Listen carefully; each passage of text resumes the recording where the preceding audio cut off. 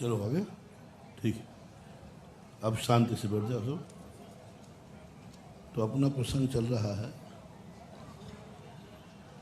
कि जब कोई विपत्ति में होता है, आप लोगों पर जब विपदा आती है, तो आपका एक ही भाव होता है कोई मेरे काम आ जाए, और कोई यदि काम नहीं आता है तो आपको बहुत गुस्सा आता है। मेरे ऊपर इतनी विपदा आई है, इतना संकट आया है, कोई मेरा साथ नहीं दे रहा, अपने भी साथ नहीं दे रहे, भाई भी साथ नहीं दे रहा है, बेटा भी, माँ बाप भी साथ नहीं दे रहे हैं, यहाँ तक कि महाराज भी साथ नहीं दे रहे, यहाँ तक कि भगवान भी। बोलते जाओ, जो तुम कहते हो वही बोल रहा हूँ।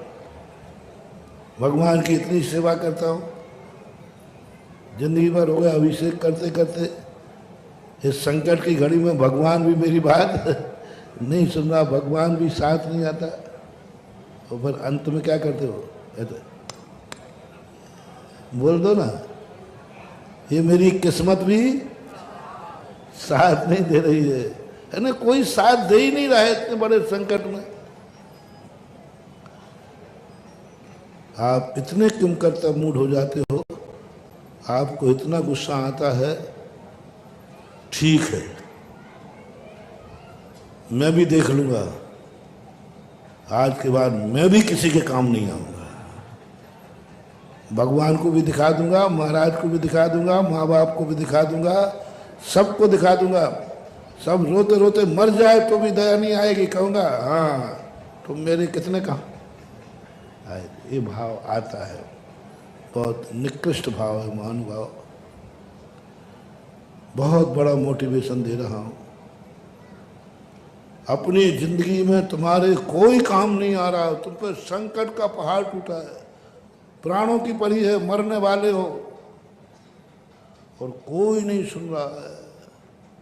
भक्तांबर भी पढ़ लिया, कोई सुनवाई। शांति धारा भी कर ली, कुछ नहीं हुआ। जितने सबसे सब करे, कुछ नहीं हुआ, कोई साथ देने को तैयार नहीं है। उस समय तुम्हारा क्रोध आपे से बाहर होगा, और तुम यही नियम करोगे, देख लूंगा, हमारा भी मौका आएगा, हमारे भी अच्छे दिन आएंगे, गिन गिन के निपटाऊंगा। और कोई सहायता मांगेगा, हाँ आ गए अब मेरी सहायता है, बुलाए ना जरूर देंगे ना अपन, नहीं मांगा। श्री राम लक्ष्मण से कहते हैं, लक्ष्मण सारी दुनिया मेरे काम नहीं आ रही है,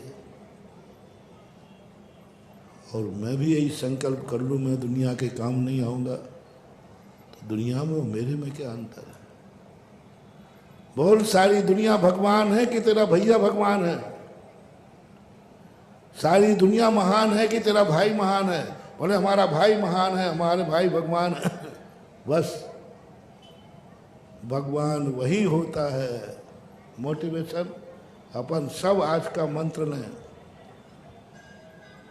भगवान वही होता है जिसके दुनिया काम नहीं आती है चाहे, लेकिन वो जगत के काम आता है, उसका नाम भगवान होता है। जिसके कोई काम नहीं आता है, लेकिन वो जगत के काम। माँ बाप कौन होते हैं? घर के मुखिया। कोई बेटा काम में साथ नहीं देता है, लेकिन बेटा फिर भी पिता का, माँ बाप का, फिर भी माँ बाप बेटे का साथ देते।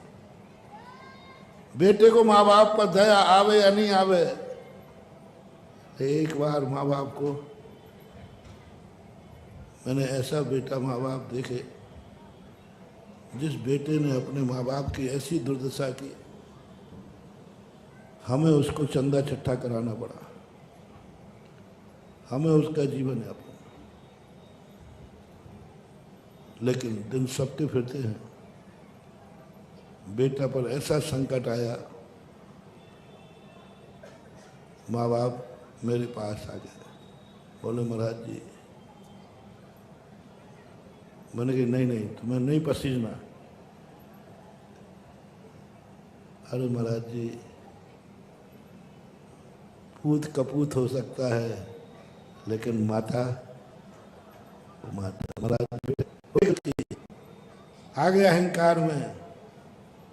और माँ बाप ने जाकर उसे गोदी में उठाया और अपने हाथ से आंसू पोंछे और सहायता की मेरे सामने। महान आत्मा की यही है। आप और हम महान हैं कि नहीं, घर में हो, समाज में हो, परिवार में हो, धर्म में हो, सब में लगा लेना। यदि आप मानते हो कि मैं बड़ा हूं, जहां भी आप अपने, जब भी आप कोई मन में आए कि मैं बड़ा हूं, चाहे भाई में हो, चाहे माँ बाप में हो, चाहे गुरु में, जब भी तुम्हें ये परिणाम आए कि मैं बड़ा हूं, तो उस बड़े का, उस महान व्यक्ति का लक्षण होना चाहिए कि छोटा मेरे काम आए या नहीं आए, लेकिन जब भी मुसीबत आएगी मैं जरूर छोटे के काम आऊंगा। तो तुम बड़े हो, अन्यथा सब दही बड़े हो। रिपीट करो, छोटा मेरे काम आवे, यानी आप जिससे बड़े हो, छोटा इसलिए कह रहा हूं, आप जिससे भी बड़े हो, भाई से बड़े हो, बेटे से बड़े हो, समाज में बड़े हो,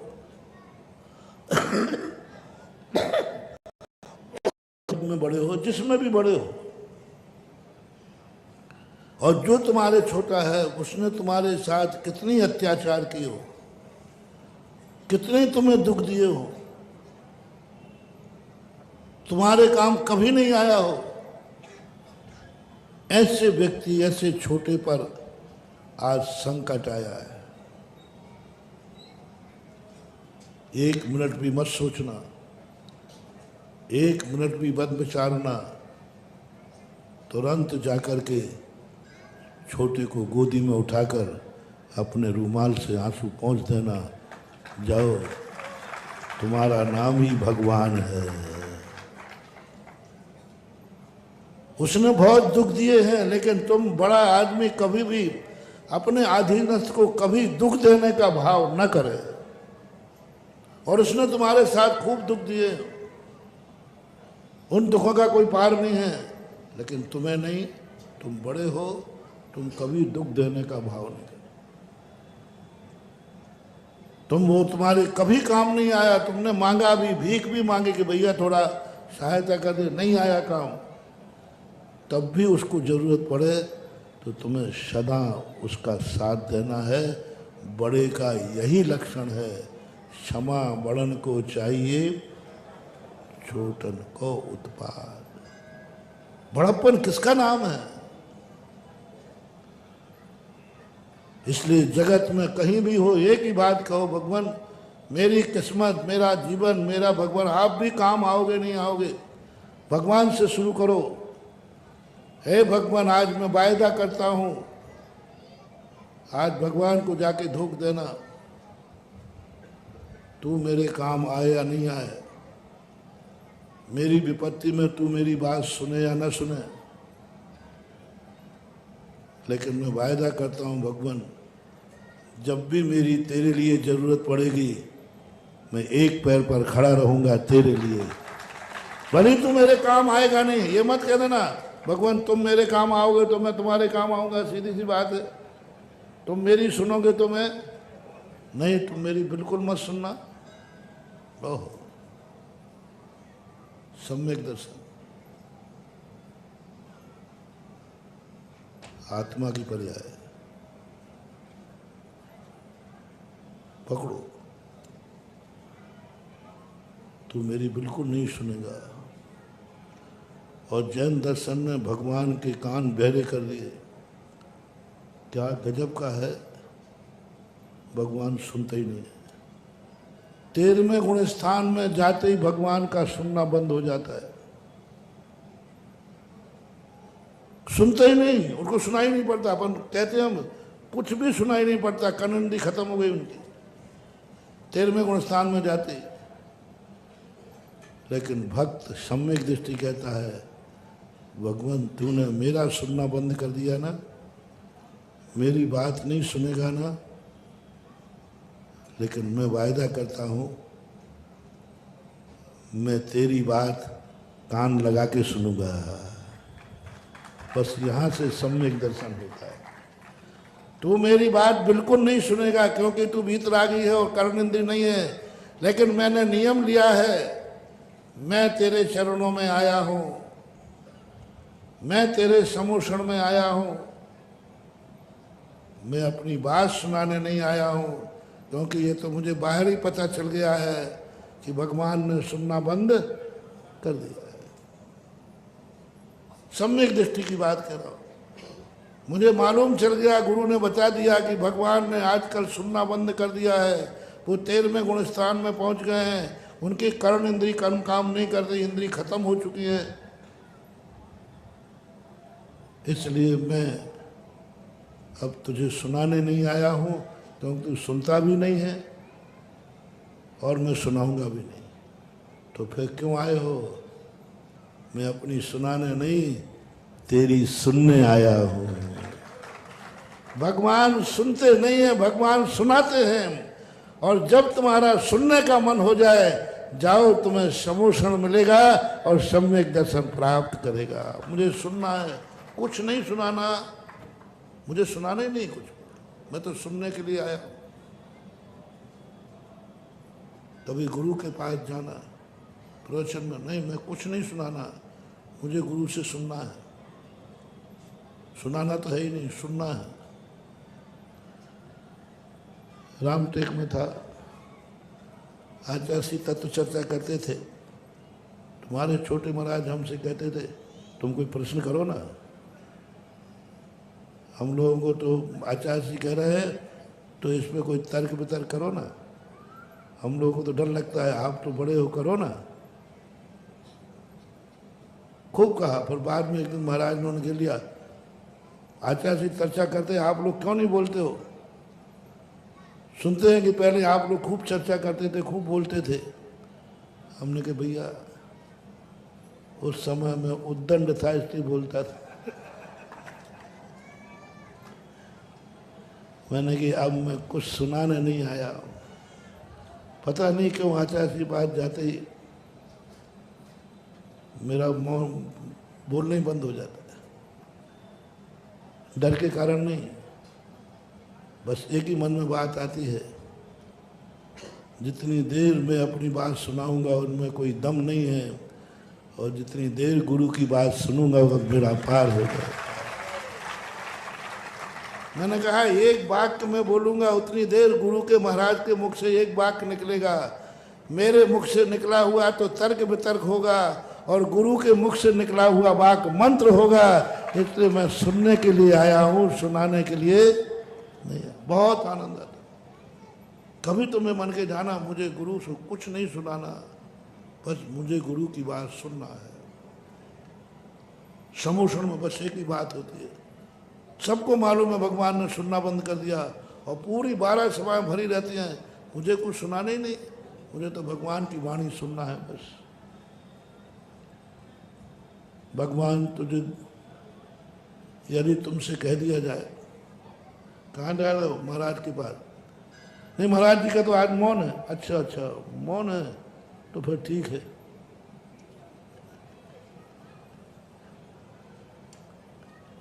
महाराज आज ध्यान में बैठे हैं तो फिर ठीक है। भगवान देख ही नहीं रहे। नहीं, जैन दर्शन की मूर्ति का नासा दृष्टि कर दी। आज तक दुनिया में किसी के भगवान की नासा दृष्टि नहीं।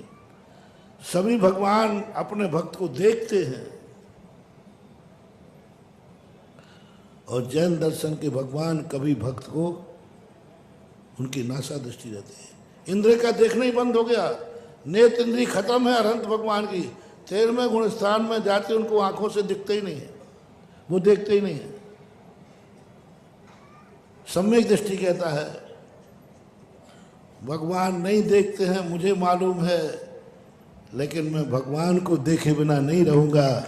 दृष्टा भवंत मणिमेश लोक के नियम। मैं तो अपलक बिना पलक झपकाए देखूंगा, भगवान नहीं देखेगा। भगवान मुझे देखे मेरी ये दरकार नहीं है, मैं भगवान को सदा देखूं ये मेरा भाव है, ये मेरा भाव। ऐसा परिणाम यदि तुम्हारे अंदर जाग रहा है तो हमें कुछ नहीं चाहिए। हम किसी के काम, कोई मेरे काम आवे या नहीं आवे, रामचंद्र जी कहते हैं कोई मेरे काम आएगा नहीं आएगा लक्ष्मण, लेकिन मेरे सामने कोई दुखी आएगा, मैं उसका दुख दूर किए बिना एक कदम आगे नहीं बढ़ाऊंगा। सबको मालूम है रामचंद्र जी दुखी थे। सबसे पहले उन्होंने सुग्रीव का दुख दूर किया। दुखी अवस्था में उन्होंने ये नहीं लिया कि तुम मेरे काम नहीं तो मैं तुम्हारे काम, दुखी अवस्था में दुख दूर किया।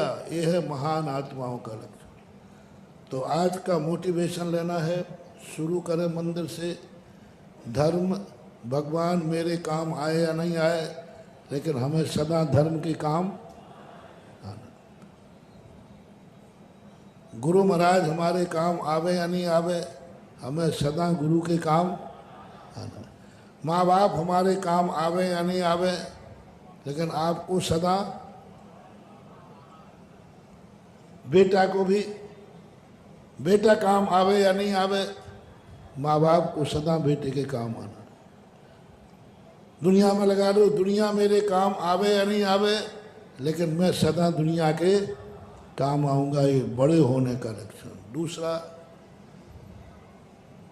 मुझे किसी का सहारा नहीं लेना पड़े, भगवान का भी नहीं। भगवान तेरे सामने भी मुझे हाथ नहीं फैलाना पड़े। ओह जैनी भगवान, हे भगवान तेरे सामने मेरा ऐसा हाथ ना हो, गुरु के सामने मेरा ऐसा हाथ ना हो, वरदान दो गुरु महाराज कि मेरा सदा ऐसा हाथ बना रहे। ये हाथ है भिखारी का और ये हाथ है सेठ साहूकार का। साहूकार का हाथ कैसा होता है और भिखारी का। तेरे सामने भी आऊं तो भिखारी बन के नहीं आऊं, कुछ देने का मन है, इसलिए आज मैं मंदिर आया हूं। मुझे कुछ नहीं चाहिए, देने का मन।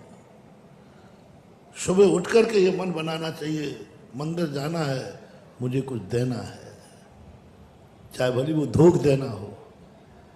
देने का मन बनाओ। गुरु के पास जा रहे हो, क्यों जा रहे हो? लेने के लिए, कुछ देने का मन कर रहा है। कई लोग भक्त मेरे कहते हैं महाराज आप पधारो ना, क्यों मुझे बुला रहे हो? मैं कुछ देने लेने वाला नहीं हूँ। नहीं, आपको देना लेना नहीं, देना कुछ नहीं देना, मुझे देना है आपके सानिध्य में। मुझे पात्र बनना है आपके सानिध्य में। देखो ना, 2 दिन हो गए, 3 दिन, 4 दिन, मैंने तो अभी तक तुम्हें कुछ दिया ही नहीं, और आप लोग हर दिन दिए जा रहे हैं, हर दिन दिए जा रहे हैं। और लेने वाला नाच नहीं रहा, देने वाला नाच रहा है।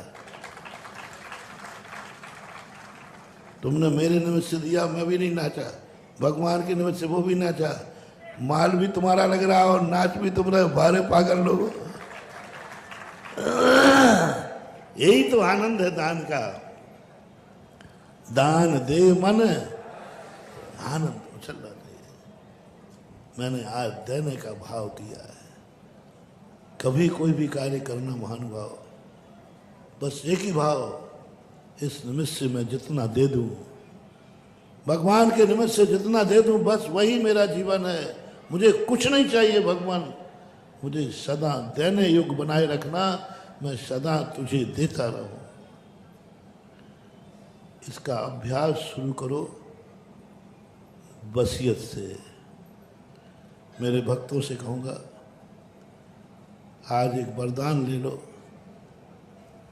कि महाराज एक वरदान दो, मुझे इतना समर्थ जमा दे कि दुनिया की तो छोड़ो, मुझे बाप की संपत्ति भी नहीं लेना पड़े।